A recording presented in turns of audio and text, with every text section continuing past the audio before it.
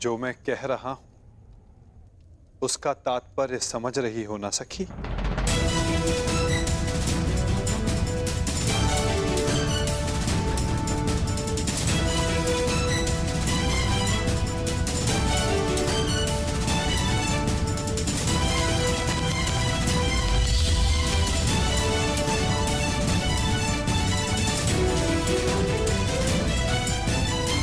बिना देखे आपने लक्ष्य संधान कैसे किया? आपके नेत्रों में देखकर।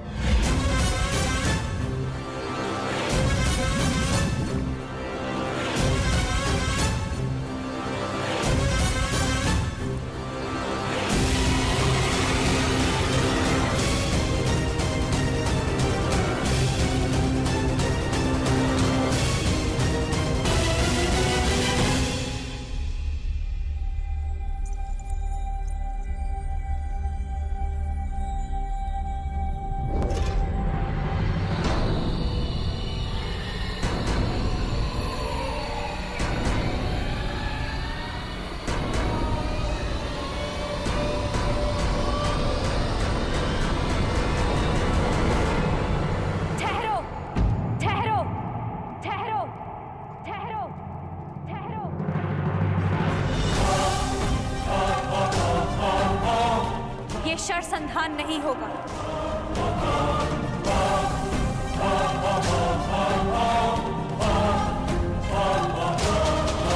परंतु क्यों?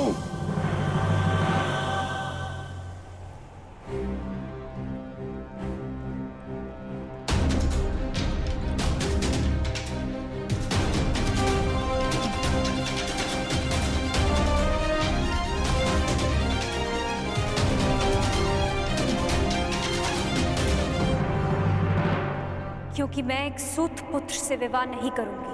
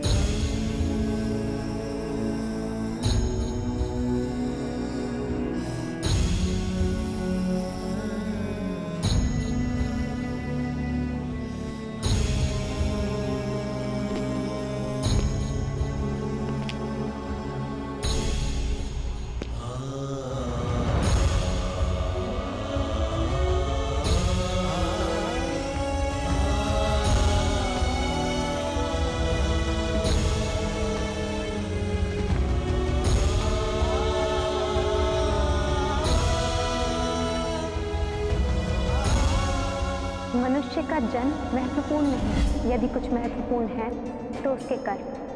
कर्म शब्दों से अधिक श्रेष्ठ माध्यम है मनुष्य और उसकी योग्यता के परिचय का।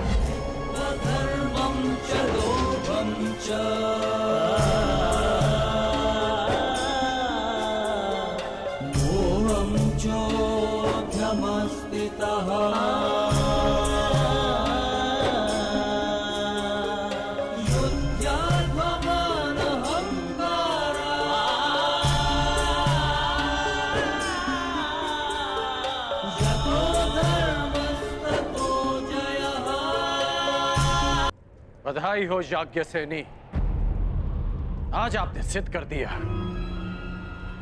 कि कभी कभी शब्द कर्म से अधिक श्रेष्ठ माध्यम होते हैं।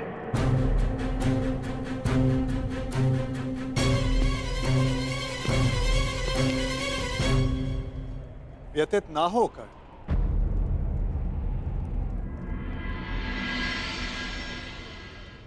ये निर्णय स्वयंवरा का है और इस सभा में उपस्थित सभी को इस निर्णय का सम्मान करना चाहिए। बस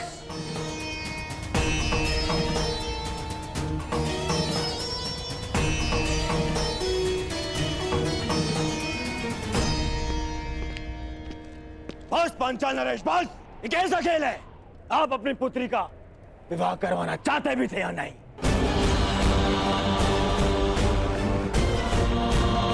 केवल अपने मनोरंजन के लिए आपने ये स्वयंवर रच लिया।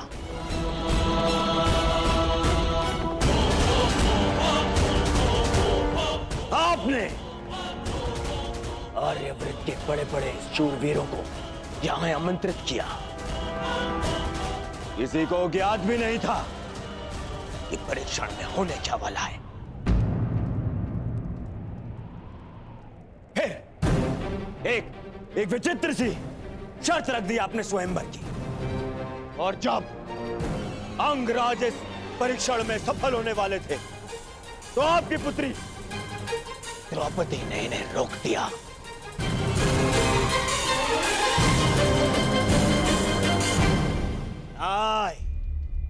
ये स्वयंवर नहीं है, छल है, छल। युवराज दुर्योधन, ये स्वयंवर पांचाली के विवाह के लिए रचा गया है हस्तिनापुर युवराज दुर्योधन। और स्वयंवर स्पर्धा नहीं होती, स्वयंवरा को अधिकार है अपने वर के चयन करने का, जिसका द्रौपदी ने प्रयोग किया।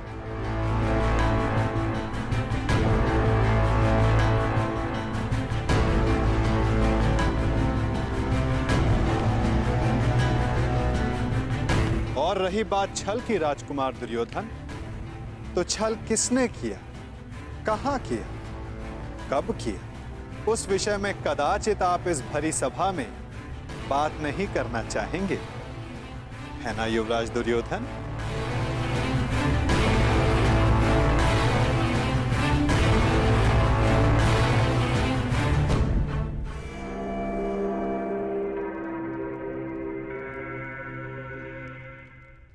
सम्राट!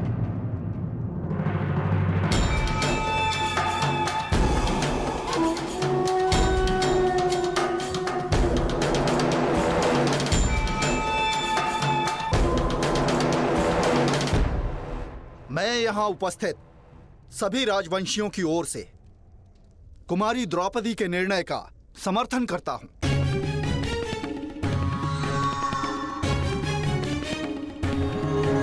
मुझे तो युवराज दुर्योधन की सोच पे आश्चर्य हो रहा है। राजकुल से होकर भी ये उन्होंने सोच कैसे लिया कि पांचाल नरेश अपनी पुत्री का विवाह एक सूत पुत्र से करेंगे।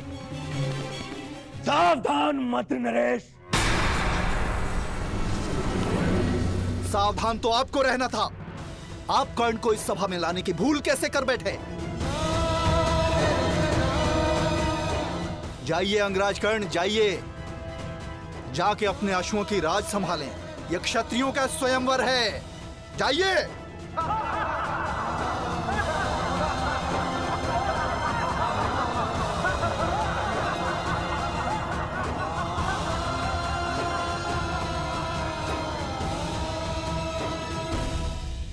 हाँ, हाँ, हाँ। मैं एक सूत पुत्र हूं।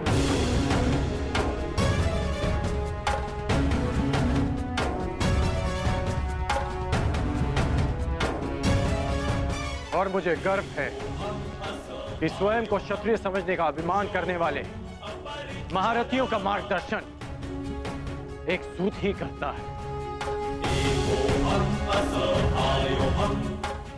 पथ निर्धारित करने वालों को यह नहीं भूलना चाहिए, जो खड्ग और गदा हाथ में लेकर वो वीर होने का दम भरते हैं, उसे कोई क्षत्रिय नहीं, एक लोहार बनाता है।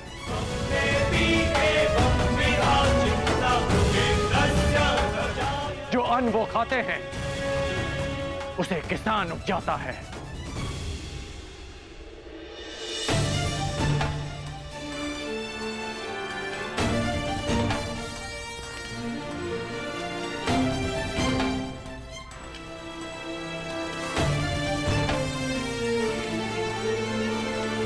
मैं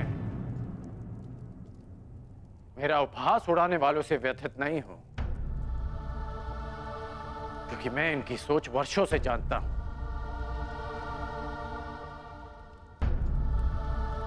मैं आपसे निराश हूं, क्योंकि मुझे लगा कि आपकी सोच इनसे भिन्न है।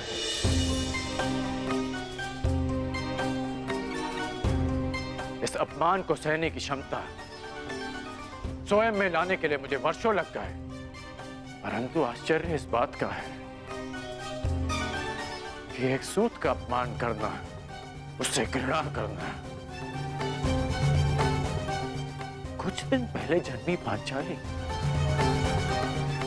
इतना शीघ्र सीख गए? कैसे?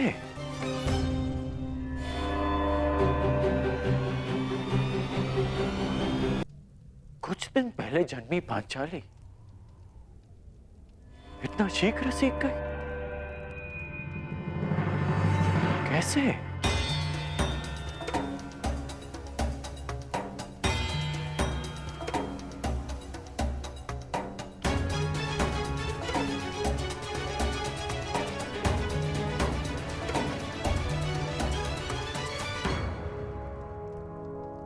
कुछ दिवस पूर्व किसी ने मुझसे कहा था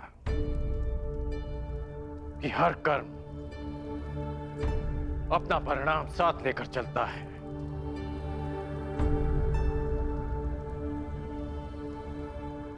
तो सुनिए याज्ञसेनी कि जो आज आपने मेरा अपमान किया, उस अपमान का परिणाम आपको अवश्य मिलेगा।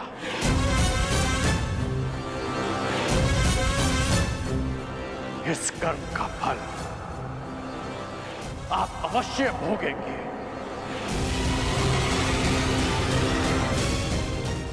आपके शब्दों के गूंज का नाद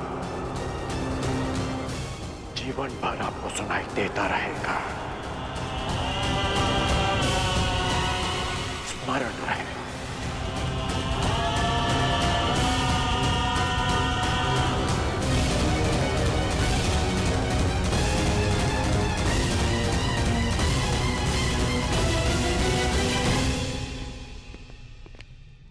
क्षत्रिय वीरों की सूची पूर्ण हुई पांचाल नरेश।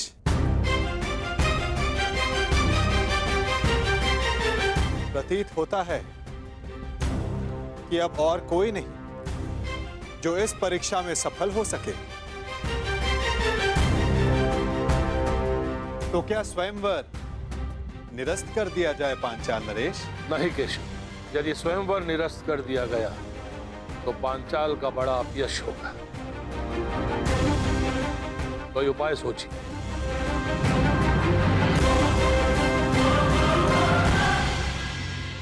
शांत हो जाओ मेरे होने वाले सम्राट। देखो कर्ण, इस स्थिति में केवल एक ही उपाय है।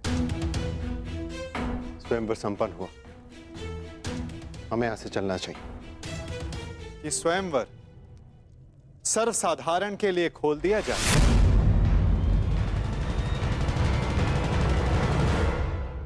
किसी को भी लक्ष्य भेद करने का अधिकार और अवसर दिया जाए।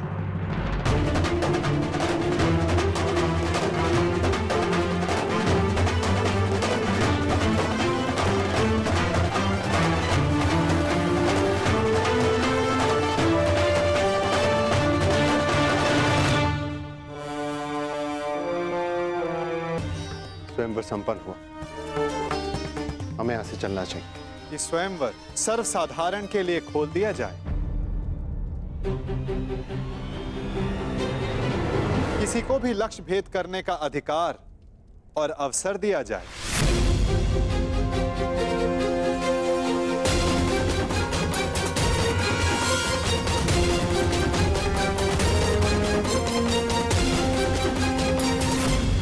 लो मेरे होने वाले सम्राट, अब स्वयंवर तो सबके लिए खुल गया है।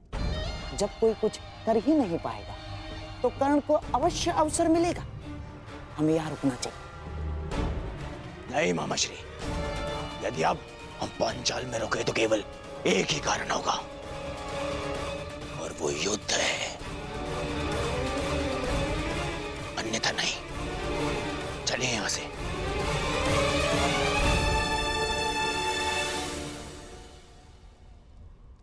अब तो स्वयंवर सबके लिए खुला है, फिर भी कोई समक्ष नहीं आ रहा। क्या मेरी पुकार योद्धाओं तक नहीं पहुंच पा रही?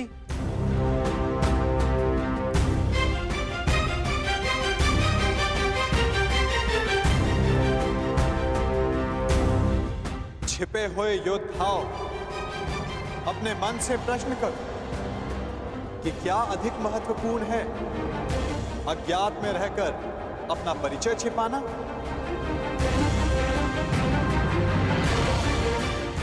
पराक्रम से अपना अधिकार पाना, अपनी श्रेष्ठता सिद्ध करना? क्या कोई योद्धा नहीं जो ये लक्ष्य साध सके? क्या किसी की भुजाओं में बल नहीं?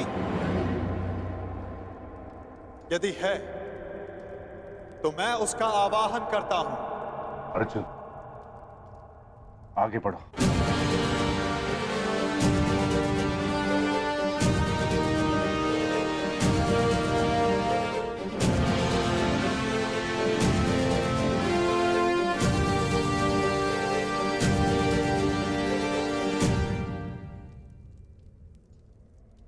ये लक्ष्य मैं साधूंगा।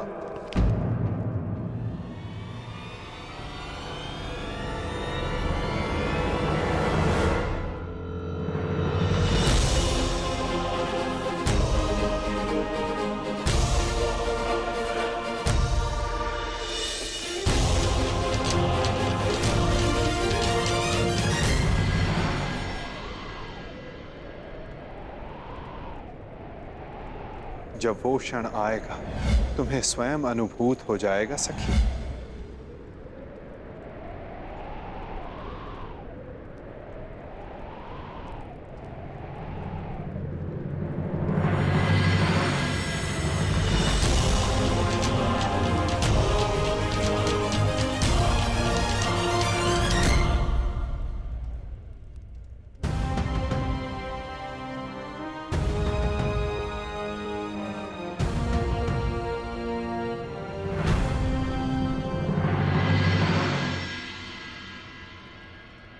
पहले एक सूत पुत्र आया और अब ब्राह्मण। सत्य कहा था देवकी नंदन ने, ये स्वयंवर तो अविस्मरणीय रहेगा।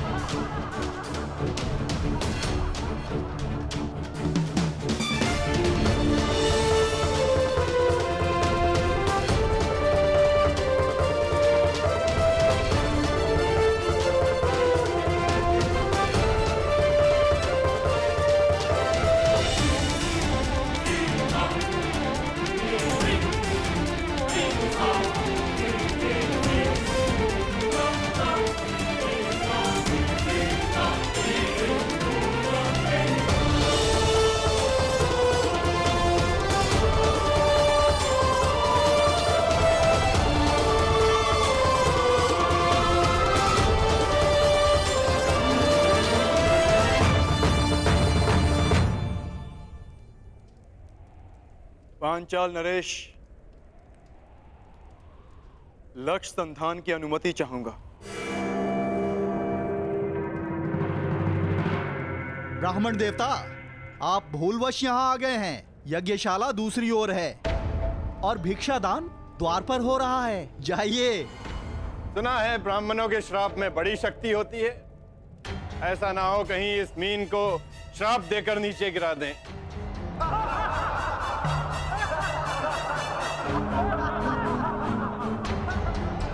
ब्राह्मण युवक, क्या तुम विवेक से यह निर्णय ले रहे हो?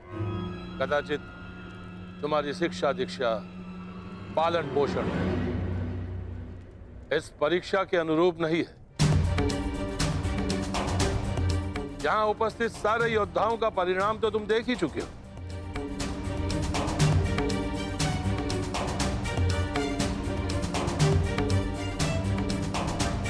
मैं आपके विचारों से सहमत हूं पांचाल नरेश, परंतु ब्राह्मण के बल पर संदेह नहीं करना चाहिए।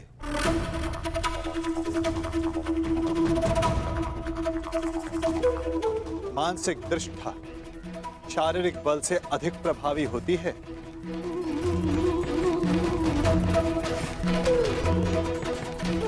दिव्य अस्त्र का आवाहन करने वाले मंत्र ब्राह्मणों की शक्ति होती है। और फिर श्री परशुराम भी ब्राह्मण ही तो हैं। क्या उनकी शक्ति पर किसी को संदेह है?